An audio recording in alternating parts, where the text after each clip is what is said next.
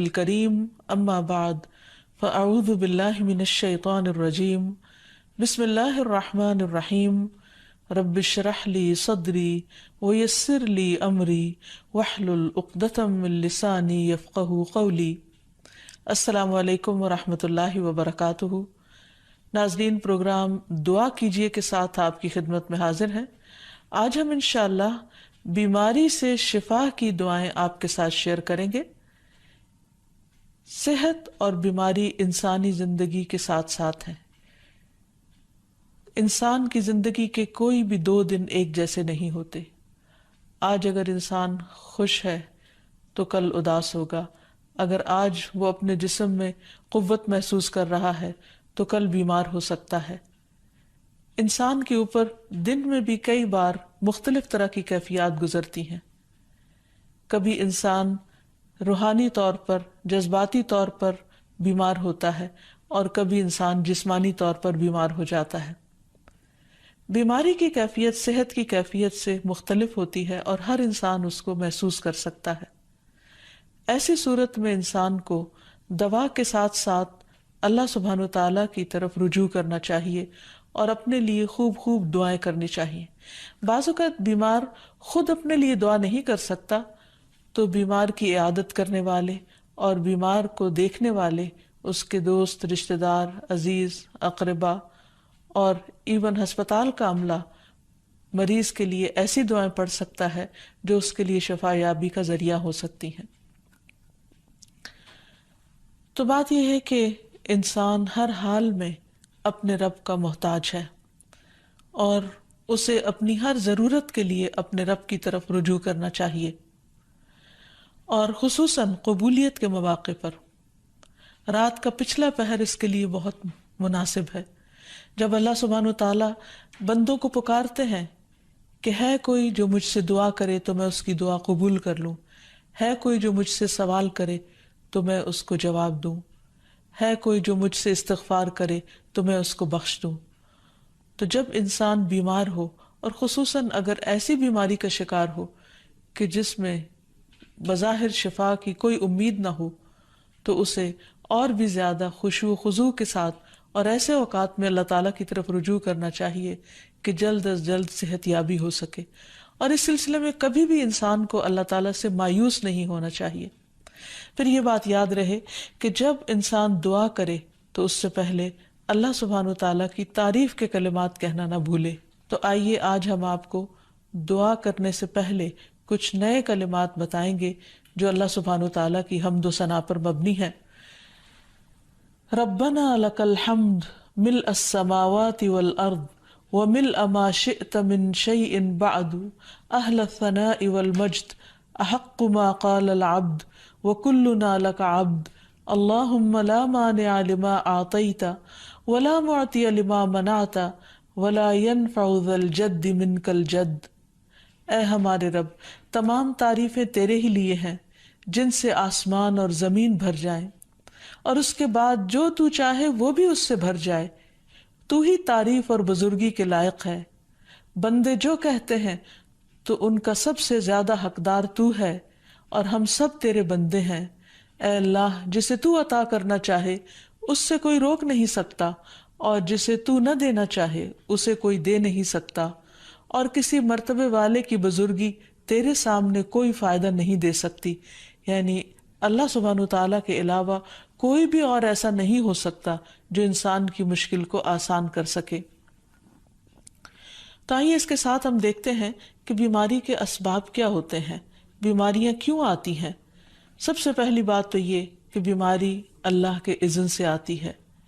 جب تک اللہ سبحانہ وتعالیٰ کا اذن نہ ہو، انسان پر کوئی کسی قسم کی مشکل آ نہیں سکتی۔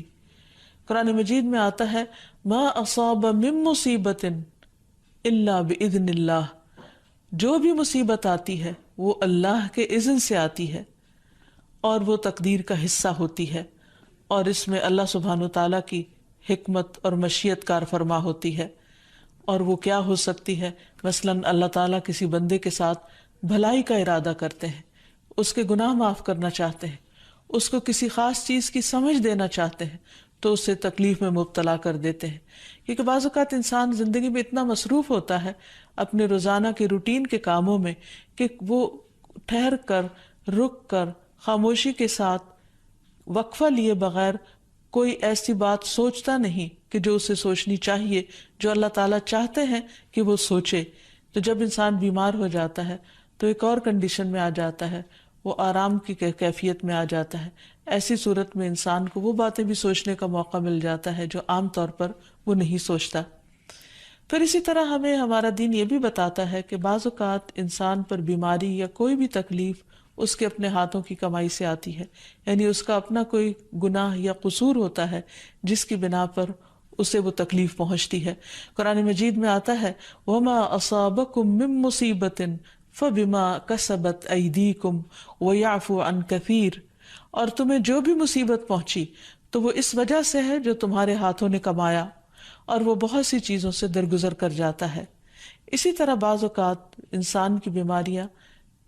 اس کے کسی گناہ کا نتیجہ ہوتی ہیں. عمر رضی اللہ عنہ نے جب عباس رضی اللہ عنہ سے بارش کی دعا کرنے کے لیے کہا تو انہوں نے کہا اے اللہ، بے شک مصیبتیں گناہوں کی وجہ سے ہی نازل ہوتی ہیں اور انہیں صرف توبہ ہٹا سکتی ہے. پھر اسی طرح ایک اور روایت میں آتا ہے رسول اللہ صلی اللہ علیہ وسلم نے فرمایا جب بھی کسی رگ یا آنکھ کو نقصان پہنچتا ہے تو وہ کسی نہ کسی گناہ کی وجہ سے ہوتا ہے، لیکن جو تکالیف اللہ تعالیٰ ویسے ہی ٹالتا رہتا ہے وہ کہیں زیادہ ہو جاتی ہیں. پھر اسی طرح بعض بیماریاں انسانوں کے اعلانیہ گناہوں کی وجہ سے بھی ہوتی ہیں، جیسے کہ ایک حدیث میں آتا ہے جب کسی قوم میں بدکاری عام ہو جاتی ہے اور وہ اعلانیہ اس کا ارتکاب کرتے ہیں تو ان میں طاعون اور ایسی مختلف بیماریاں پھیل جاتی ہیں جو کہ ان سے پہلے گزرے ہوئے لوگوں میں نہ تھی. ابو امامہ باہلی سے روایت ہے کہ نبی صلی اللہ علیہ وسلم نے فرمایا جس بندے کو بھی بیماری سے پچھاڑ دیا گیا ہو تو اللہ تعالیٰ اسے جب بیماری سے اٹھاتا ہے تو وہ پاک ہوتا ہے. تو یہ ایک حقیقت ہے کہ انسان کے گناہ اس کے لیے مشکلات کا سبب بنتے ہیں. امام ابن القیم الجوزیہ لکھتے ہیں، ان کی ایک مشہور کتاب ہے الداء والدواء، بیماریاں اور علاج، اس میں وہ کہتے ہیں کہ کوئی بھی گناہ ایسا نہیں کہ جس کے اثرات نہ ہوں. انسان سے چھوٹی یا بڑی جو بھی کوئی غلطی صادر ہوتی ہے اس کے نتیجے میں کچھ نہ کچھ اثرات اس کی زندگی پر ضرور پڑتے ہیں. ہاں اگر اللہ تعالیٰ معاف کر دے تو وہ اور بات ہے، ورنہ ہر گناہ کی ایک تاثیر ہوتی ہے، اور ان تاثیرات میں سے ایک چیز یہ ہے کہ انسان مختلف قسم کی بیماریوں میں مبتلا ہو جاتا ہے. اسی لیے ہم دیکھتے ہیں کہ جب انسان بیماری میں مبتلا ہوتا ہے تو اللہ تعالیٰ اس بیماری کو اس کے گناہوں کا کفارہ بنا دیتے ہیں. جیسے حدیث میں آتا ہے کہ جس مسلمان کو کانٹا چبھے یا اس سے زیادہ کوئی تکلیف پہنچتی ہے تو اللہ تعالیٰ اس کے ذریعے اس کے گناہوں کو اس طرح دور کر دیتا ہے جس طرح درخت سے اس کے پتے جھڑتے ہیں. تو اس سے ہمیں یہ پتہ چلتا ہے کہ بیماریوں کے آنے کے مختلف اسباب ہوتے ہیں. بیماری بہرحال جس بھی وجہ سے آئے، لیکن اصل چیز دیکھنے کی یہ ہے کہ مومن کا رویہ کیا ہے. مومن کو اگر کوئی کانٹا بھی چبھتا ہے تو وہ اس پر صبر کرتا ہے. اس لیے بیماری یا تکلیف کے آنے پر انسان کو اللہ سے راضی رہنا چاہیے، شکوہ نہیں کرنا چاہیے، کیونکہ جو اللہ سے راضی ہو جاتا ہے کسی آزمائش پر، اللہ تعالیٰ بھی اس سے راضی ہو جاتا ہے. پھر اسی طرح اللہ تعالیٰ کا شکر ادا کرنا چاہیے، کیونکہ بیماری اس سے زیادہ شدید بھی ہو سکتی تھی. لہٰذا انسان کو اللہ تعالیٰ جس حال میں رکھے انسان اس پر شکر گزار رہے. پھر یہ کہ انسان کسی بھی بیماری میں کسی بھی قسم کی ہو اور زندگی کے کسی بھی حصے میں ہو اس میں مایوس نہ ہو، پر امید رہے کہ بیماری دور ہو جائے گی. پھر اسی طرح اگر بیماری طول پکڑ جائے تو انسان کو گھبرانا نہیں چاہیے، کیونکہ ہر گزرنے والا لمحہ انسان کے درجات میں اضافے کا سبب بنتا ہے اور اس کے گناہ مسلسل جھڑتے چلے جاتے ہیں حتیٰ کہ انسان بالکل پاک صاف ہو جاتا ہے. پھر اسی طرح انسان کو بیماری کی حالت میں دوسروں سے شکوے شکایات نہیں کرنے چاہیے، کیونکہ بیماری اللہ کے اذن سے آتی ہے، اور جب انسان ہر ایک کے آگے رونے لگتا ہے تو گویا وہ اللہ تعالیٰ کا شکوہ کر رہا ہوتا ہے، جو چیز اللہ تعالیٰ کو پسند نہیں. پھر اسی طرح منہ سے برے الفاظ نہیں نکالنے چاہیے، بیماریوں کو کوسنا نہیں چاہیے، اور پھر ایسے الفاظ نہیں ادا کرنے چاہیے کہ مجھے لگتا ہے کہ اس بیماری میں میری زندگی چلی جائے گی، یا یہ کہ کسی مریض کی عیادت کے لیے جا کر اس کو اس قسم کی بات نہیں کرنی چاہیے، خواہ کتنی ہی خطرناک بیماری کیوں نہ ہو، ہمیشہ اسے امید دلانے چاہیے، کیونکہ مایوسی کے الفاظ اور برے بھلے اور منفی قسم کی باتیں اللہ تعالیٰ کو پسند نہیں، اور انسان ویسے بھی جیسے سوچتا ہے پھر اس کے ایکشن اس کے مطابق ہونے لگتے ہیں۔ اب یہ ہے کہ انسان بیماری میں دوا ضرور کرے، کیونکہ حدیث میں آتا ہے کہ اللہ تعالیٰ نے کوئی بیماری ایسی نہیں اتاری جس کے لیے دوا نہ اتاری ہو۔ ہاں، جسے معلوم ہو اسے معلوم ہوتا ہے، اور جسے نہیں معلوم ہوتا اسے نہیں معلوم ہوتا۔ بعض اوقات اللہ تعالیٰ ڈاکٹر کے دل میں ڈال دیتا ہے اور اس کا علاج اس کو سمجھ میں آ جاتا ہے، اور بعض اوقات وہ بیماری لا علاج ہوتی ہے، حالانکہ اس کا علاج موجود ہوتا ہے مگر کسی کو بھی علاج سمجھ میں نہیں آتا۔ بہرحال نوعیت کچھ بھی ہو تو علاج ضرور کراتے رہنا چاہیے، اور کبھی مایوس نہیں ہونا چاہیے کہ اس بیماری کا علاج ہو نہیں سکتا، نہیں، ایک کے بعد ایک کوشش انسان کرتا رہے، اور جب اللہ کا اذن ہوگا بیماری دور ہو جائے گی۔ اور اس کے ساتھ ساتھ انسان یہ بھی یقین رکھے کہ شفا اللہ کے ہاتھ میں ہے، کسی ڈاکٹر کے ہاتھ میں نہیں، کسی انسان کے ہاتھ میں نہیں، کیونکہ جب تک اللہ کا اذن نہ ہو شفا نہیں ہو سکتی، خواہ کوئی کتنا بھی بڑا ڈاکٹر کیوں نہ ہو۔ اسی لیے نبی صلی اللہ علیہ وسلم کی دعاؤں کے آخر میں آتا ہے کہ لا شفا الا شفاؤک، کوئی شفا نہیں مگر تیری ہی شفا، یعنی جو اللہ سبحانہ وتعالیٰ اپنے بندے کو شفا عطا کرے۔ پھر اسی طرح یہ ہے کہ حضرت ابراہیم علیہ السلام نے اللہ سبحانہ وتعالیٰ کے بارے میں فرمایا تھا کہ وَإِذَا مَرِضْتُ فَهُوَ يَشْفِينِ، کہ جب میں بیمار ہوتا ہوں تو وہی مجھے شفا دیتا ہے، یعنی اللہ تعالیٰ ہی اس بیماری کو دور کرتا ہے۔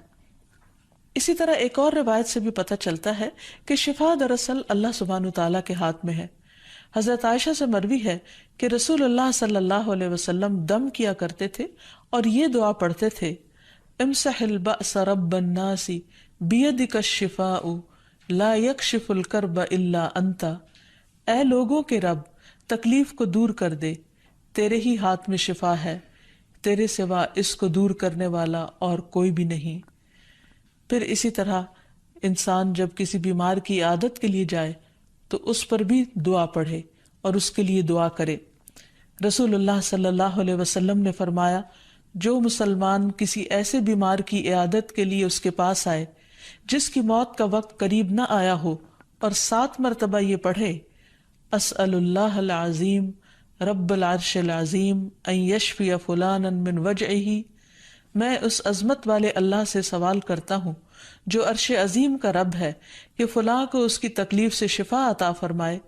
تو اللہ عز و جل اسے شفا عطا فرما دیتا ہے۔ اور پھر ہم دیکھتے ہیں کہ تمام انبیاء اپنی بیماریوں میں، تکلیفوں میں اللہ تعالیٰ کو پکارتے تھے، جیسا کہ ایوب علیہ السلام کی دعا قرآن مجید میں آتی ہے، وَأَيُّوبَ إِذْ نَادَى رَبَّهُ أَنِّي مَسَّنِيَ الضُّرُّ وَأَنْتَ أَرْحَمُ الرَّاحِمِينَ فَاسْتَجَبْنَا لَهُ فَكَشَفْنَا مَا بِهِ مِنْ ضُرٍّ وَآتَيْنَاهُ أَهْلَهُ وَمِثْلَهُمْ معهم رحمة من عندنا وذكرى للعابدين۔ اور ایوب جب اس نے اپنے رب کو پکارا کہ بے شک مجھے تکلیف پہنچی ہے اور تو رحم کرنے والوں میں سب سے زیادہ رحم کرنے والا ہے، تو ہم نے اس کی دعا قبول کر لی، پس اسے جو بھی تکلیف تھی اسے دور کر دیا، اور اسے اس کے گھر والے اور ان کے ساتھ ان کی مثل اور عطا کر دیے، اپنے پاس سے رحمت کے لیے اور ان لوگوں کی یاد دہانی کے لیے جو عبادت کرنے والے ہیں۔ اسی طرح رسول اللہ صلی اللہ علیہ وسلم نے ایک اور موقع پر ایک صحابی عثمان بن ابی عاص الثقفی کو ایک دعا سکھائی۔ جب وہ نبی صلی اللہ علیہ وسلم کے پاس حاضر ہوئے، وہ کہتے ہیں مجھے اتنی تکلیف تھی کہ قریب تھا کہ وہ مجھے ہلاک کر دیتی، تو نبی صلی اللہ علیہ وسلم نے مجھے فرمایا اس درد کی جگہ پر اپنا دایاں ہاتھ رکھو اور 7 مرتبہ کہو بسم اللہ اعوذ بعزت اللہ وقدرتہ من شر ما اجد واحاذر، اللہ کے نام کے ساتھ میں پناہ مانگتا ہوں اللہ کی عزت کی اور اس کی قدرت کی اس شر سے جو میں محسوس کرتا ہوں، یعنی اس تکلیف سے بچنے کے لیے جو مجھے محسوس ہو رہی ہے اور جس سے میں خوف محسوس کرتا ہوں۔ عثمان کہتے ہیں کہ جب میں نے یہ پڑھا تو اللہ سبحانہ وتعالیٰ نے مجھے شفا عطا کر دی۔ پھر اسی طرح ہر بیماری سے شفا کی دعا نبی صلی اللہ علیہ وسلم نے سکھائی۔ عبداللہ بن عباس سے مروی ہے کہ نبی اکرم صلی اللہ علیہ وسلم نے فرمایا، جب کوئی شخص کسی ایسے مریض کی عیادت کرے جس کی موت کا وقت ابھی قریب نہ آیا ہو اور اس کے پاس 7 مرتبہ یہ دعا پڑھے، اسأل اللہ العظیم رب العرش العظیم ان یشفیک، میں عظمت والے اللہ جو عرش عظیم کا رب ہے اس سے دعا کرتا ہوں کہ وہ تمہیں شفا عطا کرے، تو اللہ تعالیٰ اسے اس مرض سے شفا عطا کر دے گا۔ پھر اسی طرح نبی صلی اللہ علیہ وسلم اگر کسی کو کوئی پھوڑا بنسی ہوتی تو اپنے لعاب دہن کے ساتھ زمین کی مٹی تھوڑی سی لے کر اس درد تکلیف والی جگہ پر لگاتے تو اس سے بھی شفا ہوتی۔ حضرت عائشہ کہتی ہیں کہ جب کسی انسان کے عضو میں کوئی تکلیف ہوتی، پھوڑا یا زخم ہوتا، تو نبی صلی اللہ علیہ وسلم اپنی انگلی اس طرح رکھتے، اور سفیان جو راوی ہیں انہوں نے اپنی شہادت کی انگلی زمین پر رکھی، پھر اسے اٹھا کر فرمایا بسم اللہ تربت اردنا بریقت بعدنا لیشفى به سقیمنا باذن ربنا، اللہ کے نام کے ساتھ ہماری زمین کی مٹی ہمارے رب کے حکم سے ہم میں سے بعض کے تھوک کے ساتھ ہمارے بیمار کو شفا دی جائے۔ یعنی لعاب دہن کا اپنا ایک اثر ہوتا ہے، اور لعاب دہن جو ہے ایک طرح سے دوا کا کام کرتا ہے، اور اللہ کا نام لے کر جب لعاب دہن لگایا جائے تو شفا ہوتی ہے۔ جیسے کہ ایک اور موقع پر نبی صلی اللہ علیہ وسلم نے ایک جلے ہوئے مریض کے اوپر یہی دعا پڑھ کر لعاب دہن لگایا تو اللہ تعالیٰ نے اس مریض کو شفا یاب کر دیا، اور وہ دعا تھی اذہب البأس رب الناس واشف انت الشافی لا شفاء الا شفاؤک شفاء لا یغادر سقما۔ پھر اسی طرح ایک موقع پر ایک قبیلے کے سردار کو جب بچھو نے کاٹ لیا اور اس کے جسم میں زہر پھیل گیا تو ایک صحابی نے سورۃ الفاتحہ پڑھ کر اس پر دم کیا تو اس سے اس کو شفا ہو گئی، اور یہ بات جب نبی صلی اللہ علیہ وسلم کو بتائی گئی تو آپ اس پر خوش ہوئے۔ اور سورۃ فاتحہ سب لوگوں کو آتی ہے، اسی لیے اس کا نام سورۃ الشفا بھی ہے، کیونکہ یہ بیماری میں بطور علاج پڑھی جاتی ہے مریض پر، مریض خود بھی پڑھ سکتا ہے اور اس کے اٹینڈنٹس بھی اس پر پڑھ سکتے ہیں۔ حضرت علی رضی اللہ تعالیٰ عنہ کہتے ہیں کہ نبی صلی اللہ علیہ وسلم کو بچھو نے ڈس لیا اور آپ نماز پڑھ رہے تھے۔ جب آپ نماز سے فارغ ہوئے تو آپ نے فرمایا اللہ تعالیٰ بچھو پر لعنت کرے، یہ نہ نمازی کو چھوڑتا ہے نہ کسی اور کو۔ پھر آپ نے پانی اور نمک منگوایا، آپ اس پر ملتے جا رہے تھے اور یہ صورتیں پڑھ رہے تھے قل یا ایھا الکافرون